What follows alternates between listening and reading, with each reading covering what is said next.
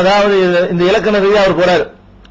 சரி, இத்தொடருக்கு சில விட்டு நான் கிராமர்லாம் சொல்றாரு. கிராமர் படி நம்ம சொன்ன அர்த்தம் சரிங்கிற நிரூபிக்கிறாரு. அதை நான் சொன்ன ஒருமைக்கு பன்மை அருகமை இதெல்லாம் நிறைய பேருக்கு விளங்காது. அதை விட்டு விளங்குறது விளங்காம வைக்க கூடாது. இலக்கணப்படி கரெக்ட்னு சொல்லிவிட்டு சொல்றாரு, இத்தொடருக்கு இவ்வாறு அதாவது எப்படி இருந்தாலும் இதன்படி பாபிலோனில் இருந்த ஹாரூத் மாரூத் ஆகிய சைத்தான்களே நிராகரித்தனர், அவர்களே மக்களுக்கு சூனியத்தை கற்பித்தார்கள் என இத்தொடரின் பொருள் அமையும். இத்தொடருக்கு இவ்வாறு பொருள் கூறுவதே சிறந்ததும் ஏற்றதுமாகும். மற்ற பொருள்களை பொருட்படுத்த வேண்டியதில்லை என்று குருத்துபி அவர்கள் தெரிவிக்கிறார்கள். இதுதான் சரியா? வானவர்கள் இல்ல, ஹாரூத் மாரூத் சைத்தான் தான். வானவர்கள் அந்த வசனத்தில் சொல்லப்பட்டிருப்பது ஜிப்ரீல் மீகாயில குறிக்கிறது. அவங்களுக்கு அருளப்படவில்லைங்கிற அர்த்தம் வரும். அருளப்பட்டுச்சுன்னு அர்த்தம் செய்யக்கூடாது. மா என்றால் இல்லைன்னு அர்த்தம், எதிர்மறை. மா உன்சிலன்னா அருளப்படவில்லை. அழல் மலக்கை அந்த ரெண்டு மலக்கு, அந்த ரெண்டு மலக்குக்கு அருளப்பட இல்லை அப்படின்னு வர்றதுனால மலக்குகளுடைய கண்ணியம் இங்கே உயர்த்தப்படுகிறது. கற்றுக் கொடுத்தார்கள் வர்ற இடத்துல சைத்தான சேர்த்துக்க. மலக்குகளுக்கு அருளப்படவில்லைங்கிறது ஜிப்ரீல் மீகாயில குறிக்கிறது. கற்றுக் கொடுத்தவன் யாருன்னு கேட்டா ஹாரூத் மாரூத். அவங்க செய்தாங்க, இந்த செயலை செஞ்சதுனால காதரா போயிட்டாங்க, அவங்களுக்கு மலக்குக்கு சம்பந்தம் இல்லைன்னு கருத்து வந்துருது. இதெல்லாம் இதுல இருக்குது.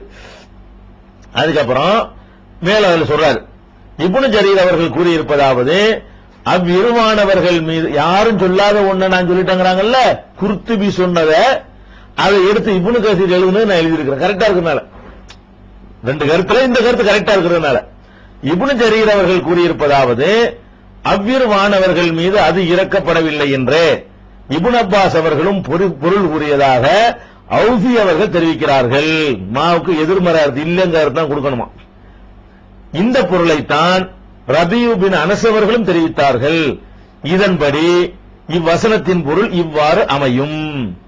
சுலைமான் காலத்தில் சைத்தான்கள் சொல்லிக் காட்டிய சூனியத்தை அவர்கள் பின்பற்றினார்கள். ஆனால் சுலைமான் இறைவனை நிராகரிக்கவில்லை. அவ்விருவானவர்களான ஜிப்ரீல் மற்றும் மீகாயில் மீது சூனியம் இறக்கப்படவில்லை. மாறாக சைத்தான்களை நிராகரித்தனர். பாபிலோனில் இருந்த ஹாரூத் மாரூத் ஆகியோர்தாம் மக்களுக்கு சூனியத்தை கற்பித்தார்கள். இந்த கருத்தின்படி பாபிலோனில் இருந்த ஹாரூத் மற்றும் மாரூத் எனும் சொற்றொடர் வாசகத்தில் பின்னால் இடம்பெற்றிருந்தாலும் பொருளில் முன்னால் உள்ளதாக அமையும். இரு வானவர்கள் என்பது ஜிப்ரீல் மற்றும் மீகாயிலை குறிக்கும். இவ்விரு வானவர்களின் வாயிலாகவே இறைவன் சூனியத்தை அருளினான் என யூத சூனியக்காரர்கள் கூறி வந்தார்கள். அவர்களது கூற்று பொய் என்பதை தன் தூதர் முகமது ஸல்லல்லாஹு அவர்களுக்கு தெரிவித்து, அவ்விருவரும் சூனியத்தை கொண்டு வரவும் இல்லை, சுலைமான் சூனியக்காரரும் அல்லர் என இறைவன் தெளிவுபடுத்துகிறான். சூனியம் சைத்தான்களின் வேலை, பாபிலோனில் வைத்து அவர்கள் தாம் அதை மக்களுக்கு கற்பித்தனர் என்றும் அல்லாஹ் விவரிக்கிறான். அவ்வாறு மக்களுக்கு சூனியத்தை முன்னின்று கற்பித்தவர்கள் ஹாரூத் மாரூத் என்ற மனித சைத்தான்கள் ஆவார்கள். ஆகவே ஹாரூத் மற்றும் மாரூத் என்பது இது மனிதர்களின் பெயரே ஆகும் என்று சொல்லி விரிவு அப்படி போயிட்டே இருக்குன்னு வைங்களேன். வேற ஒரு கருத்தை அவர் சொல்றாரு, சொன்னாலும் இதான் சரிங்கிறார். இந்த கருத்து தான் முன்னுரிமை தர்றாரு. அப்ப நான் என்ன சொல்றேன்னு கேட்டா, இவர் சொன்னதுனால எல்லாம் நம்ம ஏத்துக்கணும் அவசியம் கிடையாது. இப்னு கசீர் சொன்னாலும் சரி, வேற யாரும் சொன்னாலும் சரி, மலக்குகளுக்கு ஒரு கேரக்டர் குர்ஆன்ல இருக்கிறது. அதை மீற விதமா யார் சொன்னாலும் ஏத்துக்கிற வேண்டியது இல்ல.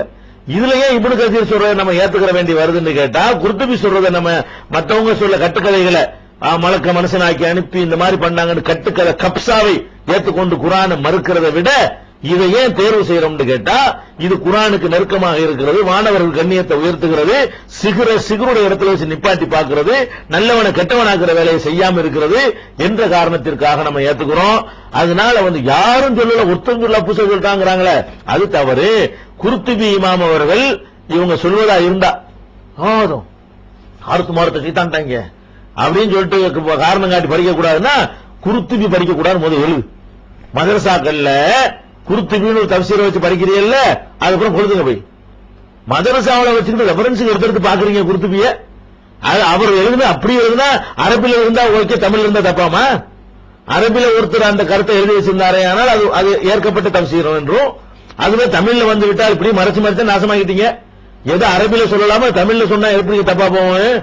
அரபில அப்படித்தான் சொல்லியிருக்காரு. தபுரியுடைய தஃசீர் முதல் தஃசீர், அவரே அந்த கருத்தை வலியுறுத்துறாரு.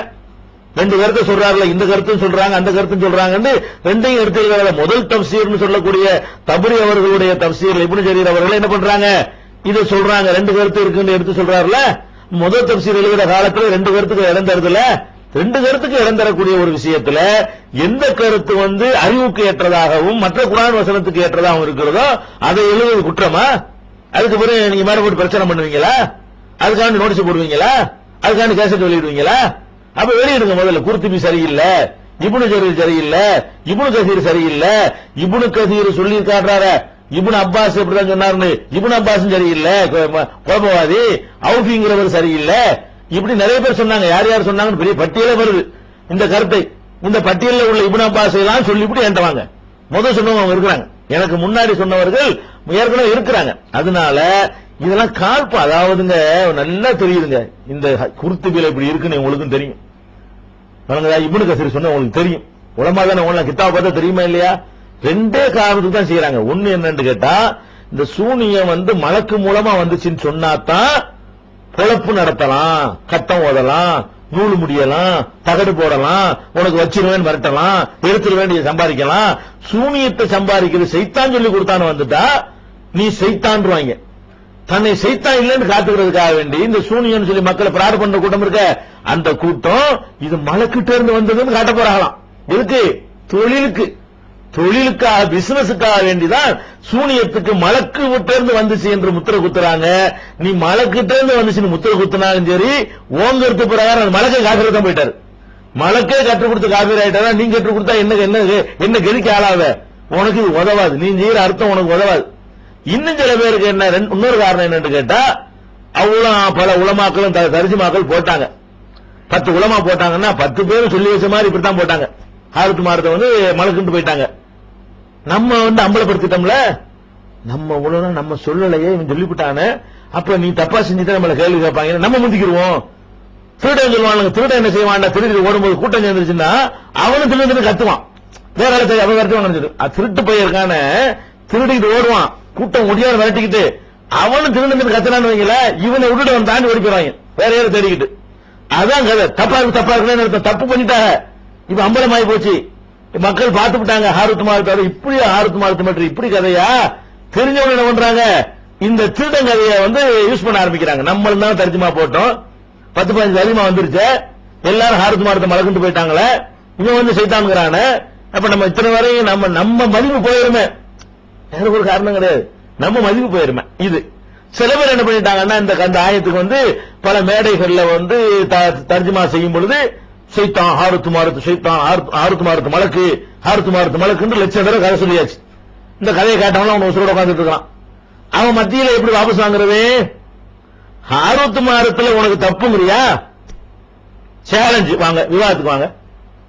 நம்ம வேண்டியதில்லை, நம்ம கரையநல்லூர் இஸ்லாமிய கல்லூரியில் படிக்கிற ஒரு மாணவரை வச்சு நீங்க வாங்க, எந்த உலமா வேணாலும் கூட்டிட்டு வாங்க, இந்த வசனத்துக்கு இதான் சரி என்று அந்த மாணவரை வச்சு நான் நிரூபிக்கிறேன். எல்லாரும் ஏத்துக்கிற மாதிரி நிரூபிக்கலன்னா நீங்க சொல்ல ஒத்துக்கிறேன்.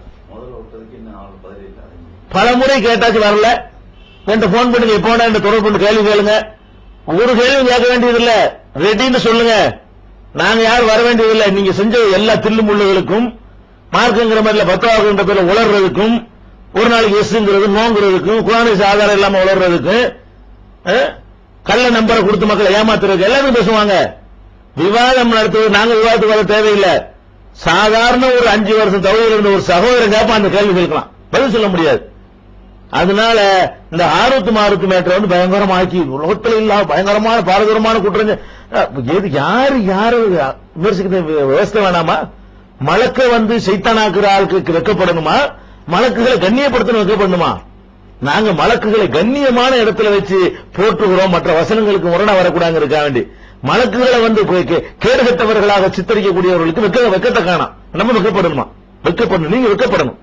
ஹாரூத் மாருத் என்ற மலக்குகள் மீது கண்ணியத்தை, ஹாரூத் மாருத் என்ற சைத்தான்களை மலக்கு என்று சொல்லி மலக்குகளுடைய கண்ணியத்தை கெடுத்ததற்காக வேண்டி வெக்கப்பட வேண்டியது, மன்னிப்பு கேட்க வேண்டியது, திருத்த வேண்டியது உங்களுடைய தமிழாக்கங்களை தானே தவிர ஹாரூத் மாருத் என்ற சைத்தான்களுக்கு வக்காலத்து வாங்குற உங்களுடைய தர்ஜுமாக்கள் திருத்தப்படணுமே தவிர இதுதான் சரி என்பதை எந்த இடத்துல நாங்க நிரூபிக்க தயாரா இருக்கோம். அதனால ஹாரூத் மாருத் சம்பந்தமான உங்களுடைய கேள்விக்கு இதுவே போதும் நினைக்கிறேன். நான் சொன்னதை விட அதிகமாக தமிழ் தப்சீர் இப்னு கசீர்ல வந்து ஒரு 15-20 பக்கத்துக்கு அந்த டீடைல்ஸ் எழுதியிருக்கிறாங்க. நீ படிச்சு பாத்தீங்கன்னு சொன்னா இதுல யாரு குழப்பவாதிங்கிற ரொம்ப தெளிவா தெரிஞ்சுக்கணும்.